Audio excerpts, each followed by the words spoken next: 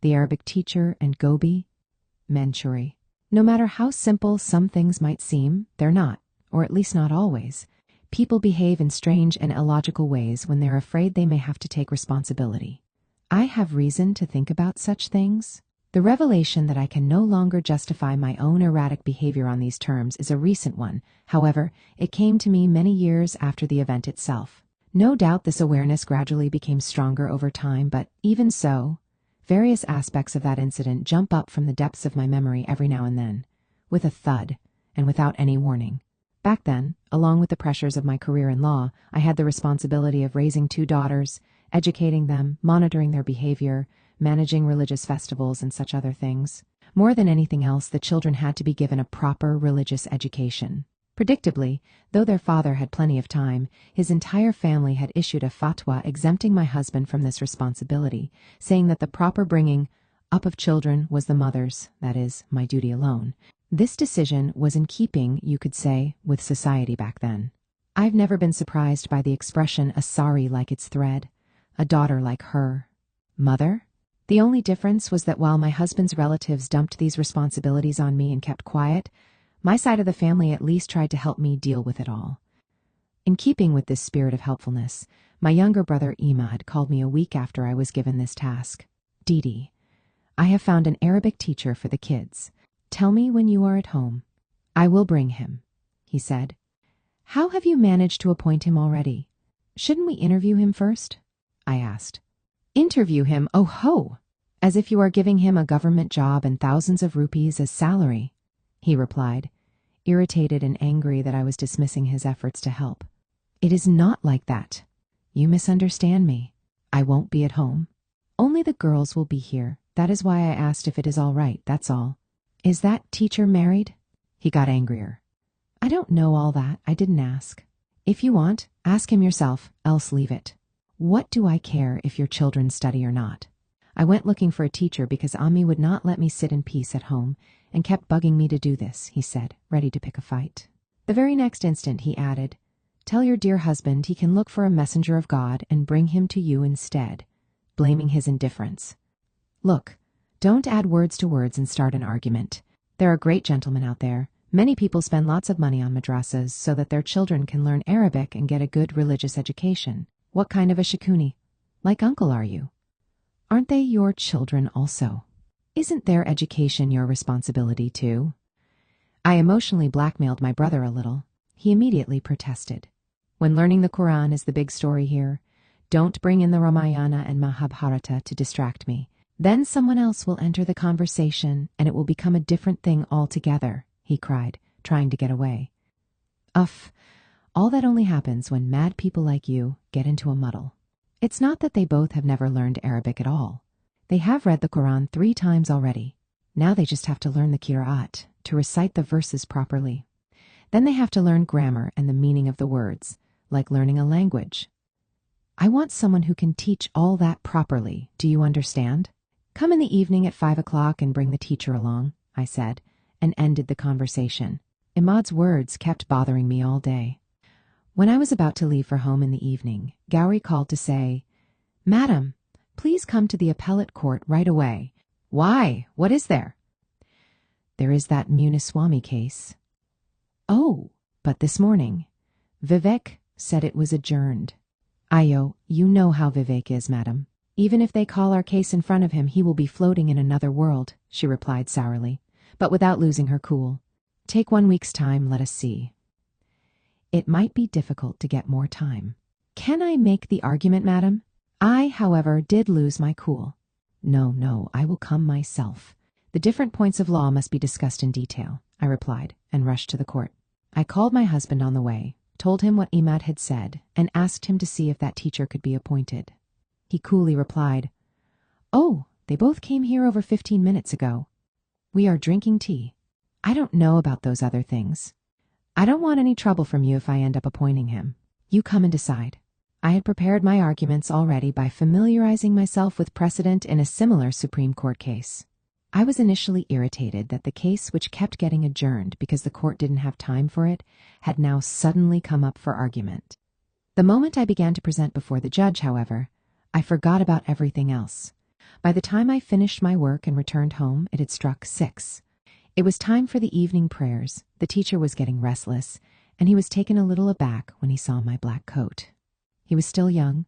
He was from Uttar Pradesh and had learned the entire Quran by heart in a madrasa there, and received the title of Hafiz-e-Quran at a young age.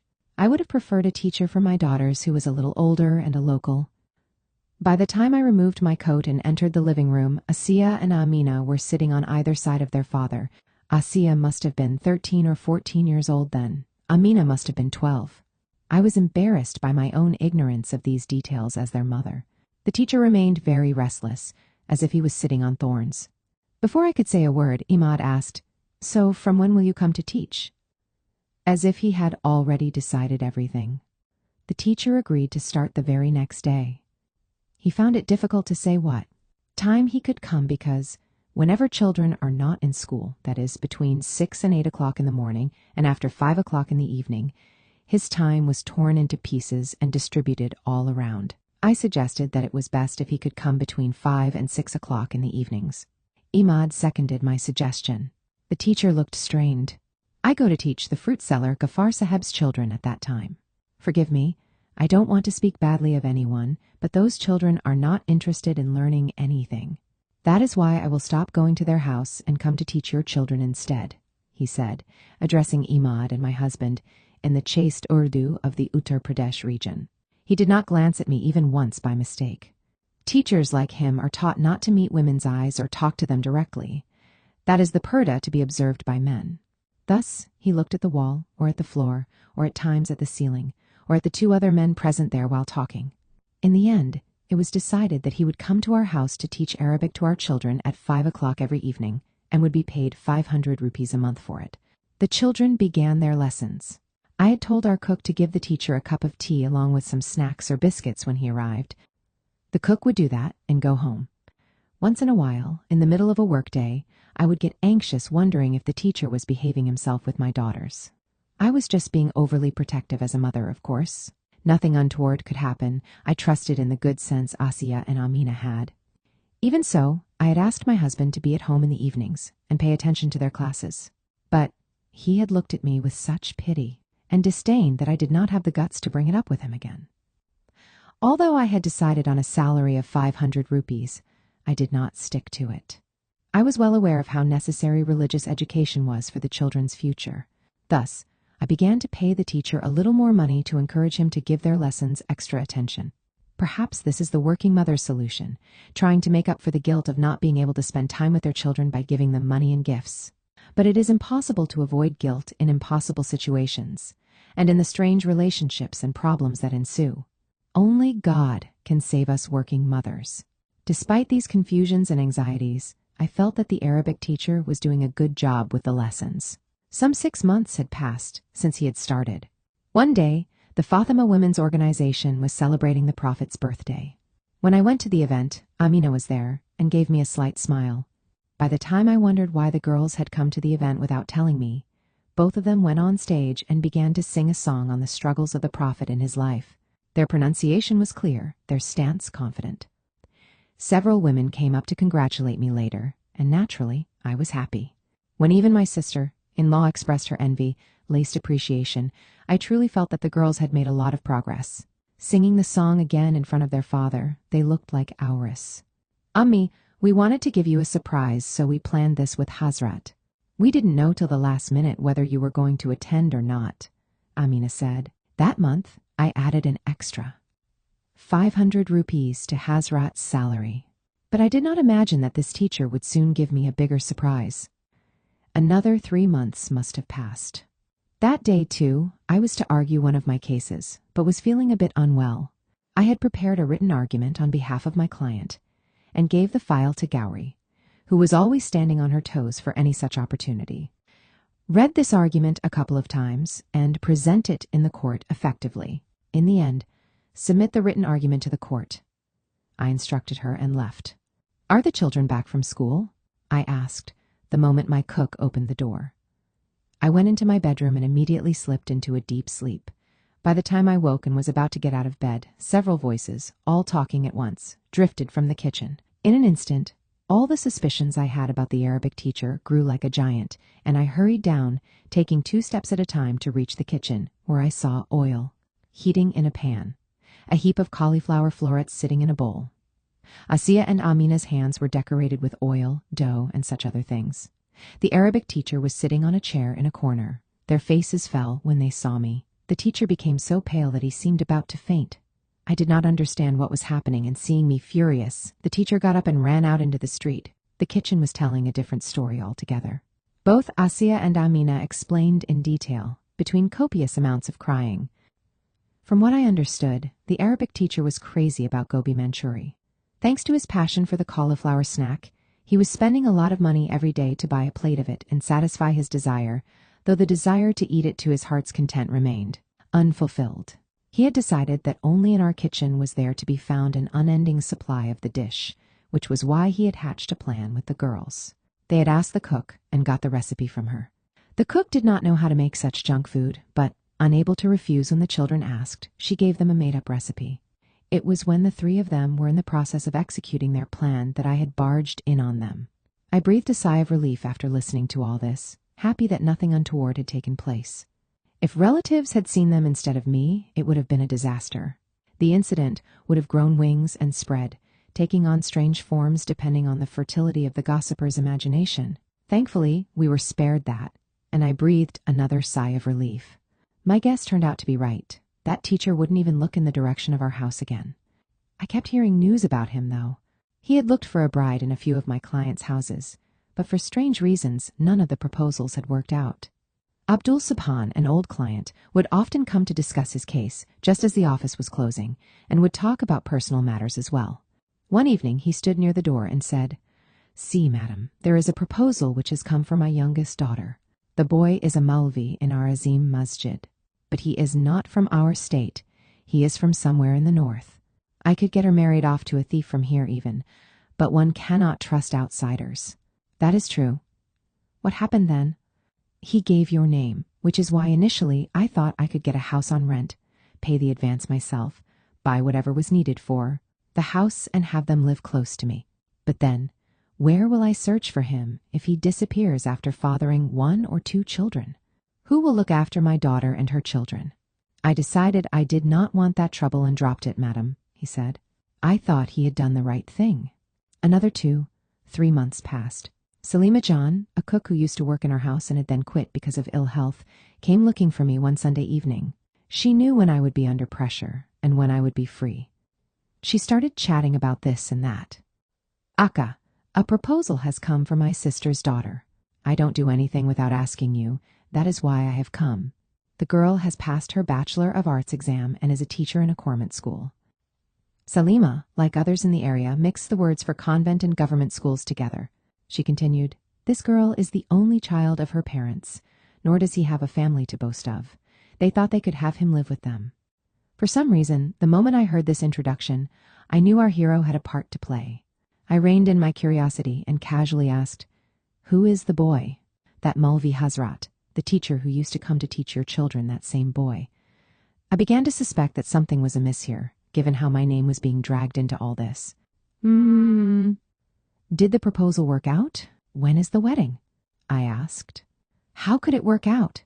Even when she goes to the convent, our girl wears the burqa." He didn't ask to meet her even once. He didn't ask about what we would give or take during the wedding. He waited for the girl to leave the house, stopped her in the middle of the road and asked whether she knows how to make guba manchari, whatever that is. "What sort of a man is he?" she asked herself, and became quiet for a minute. She then scanned the whole room with her eyes and ears to see if there was any indication of the man of the house or the children. She was relieved that there didn't seem to be anyone around.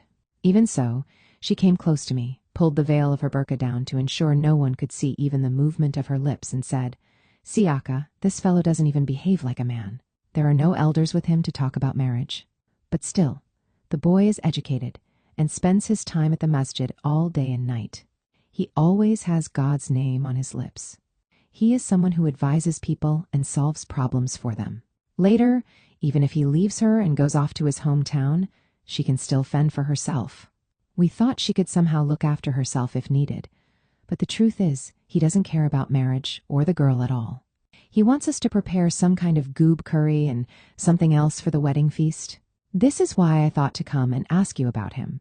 You meet such crack people a lot, so tell me, what should we do?" I realized she meant he had asked for his favorite gobi snack to be served at the wedding, and became a little worried about this Arabic teacher's antics. I also felt a little sympathy. Wondering who could rid him of his obsession with gobi Manchuri, I replied, "I don't know much about him. He seems like a good man. He came to teach Arabic to our children for some time. You can get the couple married if you want, inquire with a few others, and then take a decision." It was a non-committal answer, and she was not willing to let me go so easily. She leaned even closer and whispered, "How can we find out if he is fully male or not?" I began to feel fed up. She seemed to realize I was getting angry. "Not like that, Akka. Don't misunderstand me. I asked because you are a lawyer, that's all. How will I know if he is crazy? On the face of it, he has learned Arabic and Urdu. But what can we do if he stops the girl in the middle of the road to ask if she can make some goob curry? To think he is a teacher in the masjid," she said, combining praise and censure for the things he had done. I began to think that this was really some madness on his part. Perhaps if he had demanded biryani, kurma sukha, pulao, or other similar dishes, the girl's family would have accepted happily. But this vegetarian whatever it's called, this gube manchali, this weird gobi Manchuri. I wondered if I should call Imad and ask him to talk some sense into the Arabic teacher. But then I realized it was not appropriate for me to even show this kind of interest in him. Thoughts of the teacher flew away like sparrows in the face of my never-ending responsibilities, and I once again became immersed in my professional world. Another 6 months must have passed. One fine day, Imad himself came to tell me the news just as I was getting ready to leave the house and go to court. He came bearing 2 boxes filled with dates, almonds, and rock sugar. Calling Asiya and Amina, he said, "Your teacher's nikah is over. I've come straight from the mosque. Your teacher remembered you both, even in the middle of all the chaos of a wedding, and sent you these dry fruits, handing them each a box. They vanished when the treats landed in their hands." I remembered that scene in the kitchen with the 3 of them that day and laughed to myself. I felt a little lighter in the heart after, hearing that the Arabic teacher had finally got married. Hoping that he would live peacefully, I let the tiny smile forming on my face float about and went on with my work. However, just when I thought the devil had left the building, there he came again through the back door, and with him came the Arabic teacher back into my life. As if to prove that the world was indeed small and round, I began to hear news of him again and again. While I was glad that he seemed settled, I remained curious about who had given him their daughter in marriage. I told myself that if it had been some acquaintance of mine, I would have either received an invitation to the wedding or at least heard about it. Whatever sense of relief I'd felt did not last long. As if to confirm the truth that I would have little peace, a young man and a burqa-clad woman came to my office one day. I did not know them. The girl had moved the veil only a little from her face. There seemed to be a scratch mark on her nose and marks on both her hands from where glass bangles had broken and pierced her skin. Her eyes welled up when she showed me these wounds. The young man got agitated and said, "Madam, this is my younger sister. It's been 6 months since she got married. The boy is a Malvi. No matter what she tolerated, so as to maintain a Malvi's dignity, his torture has not stopped. He has been beating her from the day they got married. We also are fed up. We have held 3 panchayats at the mosque already. The mutawali there and other committee members have tried a lot to talk some sense into him, but he is not in a position to listen to anyone. In the end, they fired him from his job at the mosque. Even then, he did not stop torturing my sister. Please write a police complaint about this for us." I felt very sad about the tragedy taking place because of that Arabic teacher's obsession with gobi Manchuri. I did not ask for details from that young man, but he, furious, began to give me more details himself. He tells her to cook some dish, madam. She does not understand what he wants, and he does not find what she makes tasty. He starts thrashing her like a madman. "We cannot tolerate this. Please send him to jail," he said. Without doubt, it was a crime which deserved jail. But also without doubt, he would disappear the moment a criminal case was filed against him. What about her after that? I decided I had to try and save him from this mess somehow. More than that, I thought, I must try and save this woman's life, and possibly her marriage. On one phone, I searched for a recipe for gobi Manchuri, while on the other, I called my brother Imad. Be a woman once, O Lord. After creating crores and crores of tiny organisms like me over lakhs and lakhs of years, after establishing heaven for our good deeds and hell for our sins. O Lord, who sits waiting for us, Prabhu, you must be on your way now to enjoy the sweet fragrance of the garden in heaven. Or perhaps you are issuing orders to the angels, who stand there with hands folded, radiant faces aglow. I may be a mere tiny fragment of your soul, but I do have the right to make a request, don't I? Because this is about a period when I was particularly fragile and vulnerable, though I didn't really have many problems then. There were 4 walls around me at all times, and freedom, in the form of a breeze, that marvelous product of your pure imagination, touched my face only when I opened the window. The only time I stroked the jasmine plant that infused the air with a heady fragrance was at night. The white cottony clouds, embroidered at their edges by flame, like rays of the setting sun, and glimpsed through the branches of the lone curry leaf tree. In the backyard, the view of roaring black clouds that looked like elephants in heat. These I saw from the window in the middle room of the house. It was only in my heart that I saw the ferociousness of the rain like strung pearls. My feet never touched the front yard and stepped only on the floor inside the threshold of the house. My saragu never once slipped from my head. My eyelids were filled to the brim with shyness. Laughter did not cross my lips, and neither did my eyes wander round like bees. This was why Amma did not keep a strict eye on me. Don't do this, don't do that, don't stand like this, don't look like that. She did not need to tell me such things. I did not have the habit of thinking of many things either. But still, I have one small question. All of these, that is, these sparkling green, colored crickets, these colors everywhere, shining stones, the fragrant mud, the breeze, this sweet smell, these plants and trees and fields and forests, the roaring ocean, this rain, a paper boat in the rain, these are not things I can touch or immerse myself in, cannot smell, cannot see, up to which I cannot raise my face. You have given all these for him, for your supreme creation, isn't it? This is the only truth I know. That is why I did not cause much trouble, because this is your order, it seems. Poor Amma. What could she do, after all? So I never talked back, and I listened to everything Amma said. Let me say it. You should be obedient, she said. He is God to you. You should do whatever he tells you to. You should serve him loyally. These things were carved very deeply into my heart. As for Appa, let it be. When I had to leave Amma and go, it felt like my heart had been ripped out, placed on a palm and squeezed hard. Amma was also suffering. Even so, she said nothing. A saw was running wildly over her innards, but still her eyes gleamed, only the edges were wet. Perhaps you will understand. They say you carry the love of hundreds of mothers for us.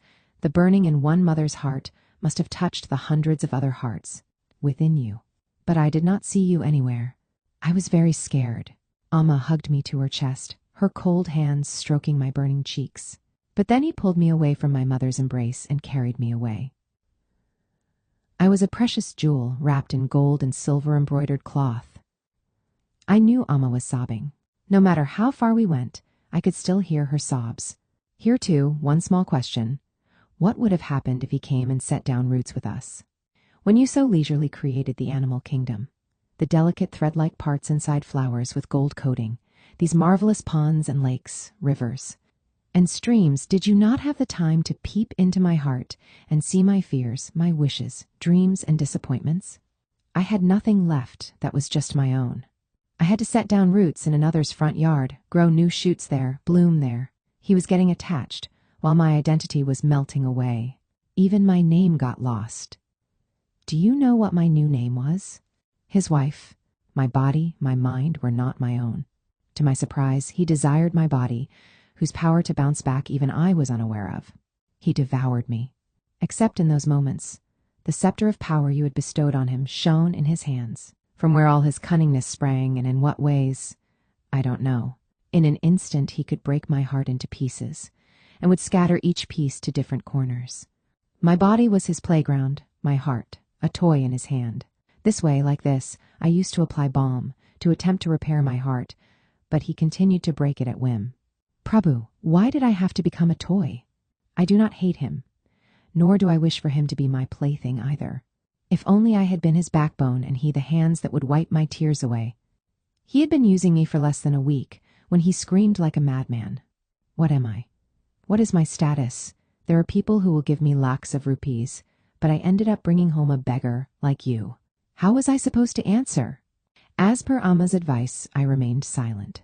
He ordered, "You must bring 50,000 rupees from your parents' house immediately. If not, you can never set foot there ever again." I went back to Amma, like costume jewelry wrapped in a dirty cloth. Amma's face lit up. Hundreds of suns and moons shone in her eyes in an instant. They immediately dimmed when she saw that he had not come with me. She gently took me in. The demand for 50,000 rupees had disturbed the happiness on my face. That night when I slept next to Amma, I felt at peace, but soon he came to mind. A hole opened up in the fortress of Amma's loving heart. He had crept in. By the time 3 days had passed, even I waited eagerly on my tiptoes. When he inquired if I'd got the money and saw my withered face, he said, "This is the last time we will come here. You cannot return from now on, nor should your parents come to our house." Amma fed me to my stomach's content. She blessed me with all her heart. She combed all the knots out and braided my hair as if threading all her loving kisses together. The string of jasmine she tied in my hair was, like her, fragrant. Kanakambara flowers played hide and seek with the jasmine. Looking back at Amma every other second, I peeled my reluctant footsteps off the ground and walked behind him. He was not one to go back on his word. Shouldn't there be a limit to his arrogance? I did not open my braid out for 3 days after I went back to his house. I was scared of Amma's loving kisses slipping away. My heart was attached to her. His was attached to having the last word. I did not meet Amma after that. There is no need for me to bring this to your attention either. You know all this. Your own bookkeepers bring you crores and crores of such reports every day, but they are all written with a pen, whereas this report was written from the heart, a woman's heart, a string of letters written with the heart's sharp nib and the red ink inside. Perhaps no such requests have reached you till now because you have no bookkeepers who have a heart like mine. As always, I am a prisoner of a soul whose doors and windows are shut. I did not see Amma or Appa or my younger brother ever again. There was a distant hope that Amma would not remain quiet. I know that she tried to see me many times, but he had built such a strong fort that all her efforts were in vain. His greed for money swallowed all our attachments, love and affection. He was blind but strong about his stand. Several neighbors used to advise me to be the way he thinks is right. Even you have preached the same thing, that he is my God, that it is my duty to obey him, that in this world he can meet anyone, anywhere, anytime he wants. But me? It was you who said that Mother too is equal to God. It was you who said that there was heaven under her feet, and yet I cannot meet her even once. Whether you have time for these small problems striking my limited thoughts, whether you feel my entire life is a 3-hour play, whether I seem like an actor to you, keep one thing in mind: my happiness and sadness are not borrowed. They are not to be performed. They are to be experienced. You are just a detached director. When one of your own characters assaults my mind, have you no duties as a director? Grant me one solace at least. What is my fault in all this? Tell me. He never asked me if I had eaten or had something to drink. But he plowed, he sowed, despite its shattered heart and fatigue. Filled soul, the body was ripe, the womb ready, and his hunger was great too. I was on the road to becoming a mother myself, but I stood in a corner constantly looking back down the road to my maternal home. I could not see any form or shape no matter how far into the horizon I looked. All I could see were a few green memory trees as they shed their leaves and grew bare. I later learned that Amma had somehow convinced Appa to sell everything they called their own, make a bundle of 20,000 rupees, and come to our house. That day the crow had cawed, the right eye had fluttered, the fireplace had hummed. Perhaps Amma would come. Amma had started, but did not arrive. There was an accident somewhere, it seems. Everything is Kantha hearsay. He didn't let me go see Amma's body. Instead, he took care to ensure I didn't hear about what had happened. Here, in the big hospital in our town, it seems they cut into her dead body. Perhaps they didn't cut into her heart. They wouldn't have found clotted blood if they had. Instead, they would find a clotted soul, several uncrossable Lakshmana Rekha, several dozen signs of tests by fire. But one thing is true: even if her body was shattered into pieces when she was alive, when she was dead, no one touched her heart or her soul. an eternal virgin. Her eyes remained open. I wonder who she was expecting to see. Her unfortunate eyes had remained open in anticipation, awaiting someone's arrival. From here and from there. From the window? Although I had heard bits of news through the ventilator, he who had gone to see everything remained stubborn. It seems that Appa, sitting beside Amma's dead body, removed the bundle of 20,000 rupees tied around Amma's waist and placed it in his hands. It seems he begged, "At least now bring her here." He did not tell me about any of this. Neither did he take me there. A daughter was born, her face just like Amma's, her eyes deep ponds. Just like Amma, I held her up, cuddled her, and played with her. Now my tears did not flow or make ponds and rivers. Instead, they would gleam at the edges of my eyes like mist. Thank you for your marvelous gift. You gave me the power and determination to forget. The cool breeze of old memories was peaceful over the desert of life. I became pregnant again, even though I was still breastfeeding. And as I carried her in my arms, the soft kicks of another pair of legs and the beat of a little heart had taken root in me. I was greatly agitated. He twirled his mustache and said, "I am the one raising them. What is your problem in bearing them?" Poor thing. What he is saying is right. If only you had told him, just once, about the difficulties of giving birth, he might not have uttered these words. As easily as clearing one's throat, as easily as pissing to relieve pressure, you have created a simple being that is arrogant and happy, and now you are indifferent. Should he be made uncomfortable with blood and flesh? Should the salt of his bones be ground and fed to the womb? Should he live in between not just the flesh and blood, but also a pain so intense it breaks the ribs? If only he had had these experiences. No, I don't have the opportunity to. Ask these things because you are the creator, and he is your beloved creation. Does that make me the creation unloved? There was no limit to his happiness when, just as he wished, a boy was born. Although I was not happy, one thing gave me satisfaction. At least we had not created another helpless prisoner of life like me. Instead of someone who had to live pathetically, without stability, a son was born who could step ahead proudly. In full arrogance of being male, I poured more love on my daughter. Both the children were growing up. His status, superiority complex, and arrogance all kept laying eggs and procreating. I had morphed into the most dutiful servant. It was the only available path. Giving nothing to the world, getting nothing from the world, with no awareness of social relationships, nameless, less than a person, I was only his wife. That is, free labor. At night, if I imagined what would happen to me without his protection, I started shivering. I was nothing without him, and that stark reality was constantly before my eyes. I was a mere shadow. I hadn't been ready to accept this at first. There was a lot of conflict within me. At the slightest hint of a future without him, I would get frightened. I was scared to even imagine the situation. I was a slave. Even so, the owner who gave me food, water, and shelter in return for my labor seemed like a Mahatma to me. Perhaps this could have continued, and I would have eventually married off the children and then died, just like Amma. But one day he admitted me to hospital. Apparently, there was a tumor growing in my stomach. The doctors conducted many tests and said that I needed surgery. His face screwed up like he was angry with me.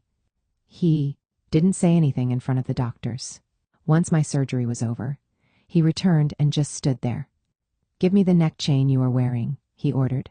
"It is better to say a few things about this chain." Amma had this 2-strand chain made when I got married. She had melted the gold her mother had given her for her own wedding in order to make it. I wore it always in memory of Amma. This was why my heart was reluctant to hand it over. I asked, stammering, "Why do you want it now?" I think that was the first time I had ever questioned him in my life. Without an ounce of hesitation or mercy, he very casually replied, "I am getting married again. I want to give it to the new girl." Darkness surrounded me. Do I rip off these glucose bottles and run away? Where do I run to? Do I give him a slap? Shay, that is impossible. What will happen to the children? The possibility that even the 4 walls of my house could be closed to me became a truth that solidified before my eyes, and I was crushed. I held on to the chain in my left hand as if it was my life and said, "I will not give it to you." He was taken aback, perhaps because he had not expected it. He looked at me with hatred. My refusal insulted him more than not getting the chain. He burned, wanting revenge. "Oh ho! You think my wedding won't happen if you don't give me your chain?" he shouted. In a timid voice, I asked, "Why do you want to get married again now?" "Should I give you an explanation also?" "Okay, listen then. I do not wish to waste my life with a beggar like you. What is the use of a sick person? I am marrying a good girl from a good family. You gave me the strength to bear a lot of pain, but you should not have given him the cruelty to cause so much of it. What is the limit? Of patience?" Even though patience was my life's mantra, I collapsed, helpless. Before I could speak, he said, "Do you want to hear more? What pleasure have I got from you? Every time I touched you, you lay there like a corpse. That is why I am getting married again." I'd lost the ability to think straight. My words had become silence. My eyes had misted behind a veil of tears. I was being thrown on the street like trash, and I was filled with anger. I wanted to get up from the bed, but I couldn't. Slowly, I started to think. Was it possible for me to stop him? In my time as his loyal servant, I had asked only 3 or 4 simple questions, to which I received thousands of answers in reply. "Look, you are not well. Let him get married again." If one voice said, "Ari, this is all very well. He is a man, not just one. He can marry 4. What can you ask?" Others advised with fake sympathy, smiling under their mustaches, "Look here, my dear. Let him get married if he wants to. File a case demanding that he give you some money every month. It will take about 4 or 5 years for the judgment. Until then, do some daily wage work or something. That means society has accepted what he's doing. They even say that you help with these things. It is in your name that he does this, because I am your incomplete creation. Hey, Prabhu, can you hear my grievances? Are my cries reaching you? What will I do? What will I do? He has not come to the hospital in 3 days. My children and I have been sharing the free food given by the hospital people. That too has ended. Now the doctors have discharged me." Taking the children along, I walk towards my house with great difficulty. There is a fat lock on the front door, a green canopy of coconut. Franz is in front of the house. There is no one at home.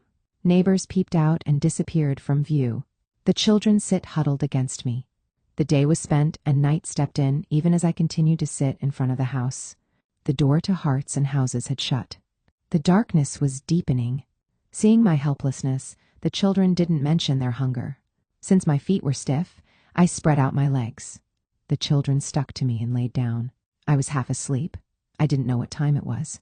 When a scream loud enough to burn my heart opened my eyes, I saw that my son, who was sleeping next to me, had fallen into the ditch. In one leap, I jumped down and hugged his slush-covered body. That was when I heard a tempo stopping under the canopy, the noise of people, excitement, the bustle of celebration. He got down. From the back door of the tempo with his 2 strong hands, he lifted a woman wearing red clothes, like a precious jewel wrapped in gold-embroidered cloth. He walked ahead, taking purposeful steps. The front door of the house opened. Everyone was with him. My son shivered and hugged me. I looked at it all with wide eyes. The nib of my red ink filled heart has broken. My mouth can speak no more. No more letters to write. I do not know the meaning of patience. If you were to build the world again, to create males and females again, do not be like an inexperienced potter. Come to earth as a woman, Prabhu. Be a woman once, O Lord.